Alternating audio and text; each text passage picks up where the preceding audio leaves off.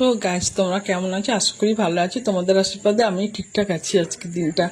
তো আজকে রাত্রে স্পেশাল মেনু করব, সেটা একটু জামাই ষষ্ঠী বলে আরও বেশি স্পেশাল। সেটা দেখতে থাকো, ভিডিওটাকে স্কিপ করবে না। তার জন্য দেখতে পাচ্ছ কাবলি ছোলা নিয়েছি, আলু নিয়েছি আর পনির নিয়েছি। কাবলি ছোলাটা পনির দিয়ে আলু দিয়ে করব সুন্দর করে। আর কি কি মশলা দেবো তার জন্য দেখতে থাকো।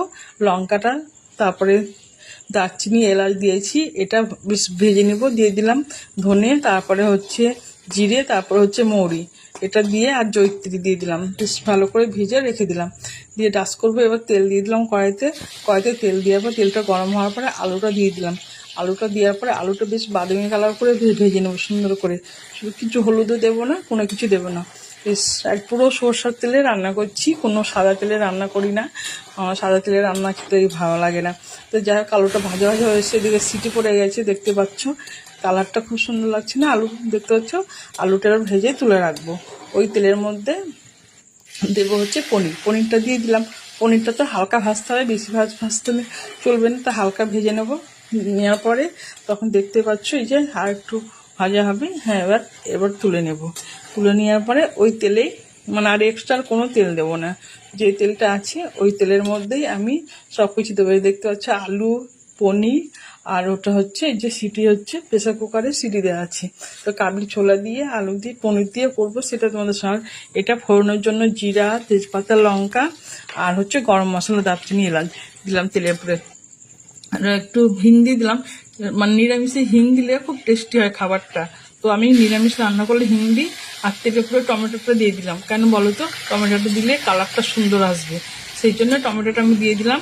আর এদিকে আদা, জিরা, তারপরে কাঁচা লঙ্কা একটু পেস্ট করেছিলাম, সেটা দিয়ে দিলাম। দিয়ে বেশ কোনো দিয়ে এবারে তুমি লবণ দিলাম, হলুদ দিলাম, চিনি দিলাম হালকা করে। দেওয়ার পরে ভালো করে কষতে হবে। কষা হয়ে গেলে বেশ কালারটা সুন্দর হয়েছে, দেখতেই পাচ্ছ তোমরা। এবার দিলাম যে ভাজা মশলাটা করেছিলাম বিশাল, ওই ভাজা মশলাটা কষার সঙ্গে দিয়ে দিলাম। তা কালারটা আরও সুন্দর হয়ে এলো।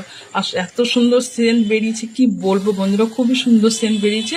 খেতেও হয়তো টেস্টি হয়েছে, ভালো হয়েছে।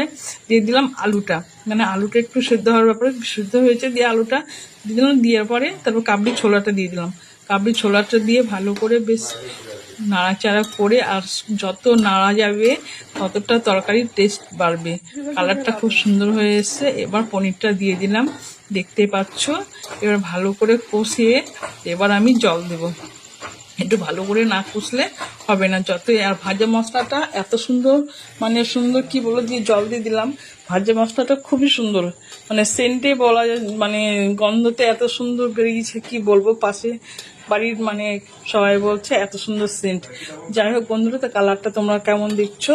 তো বন্ধুরা অবশ্যই ট্রাই করে দেখবে একবার। ভালো লাগলে লাইক করবে, শেয়ার করে, কমেন্ট করবে।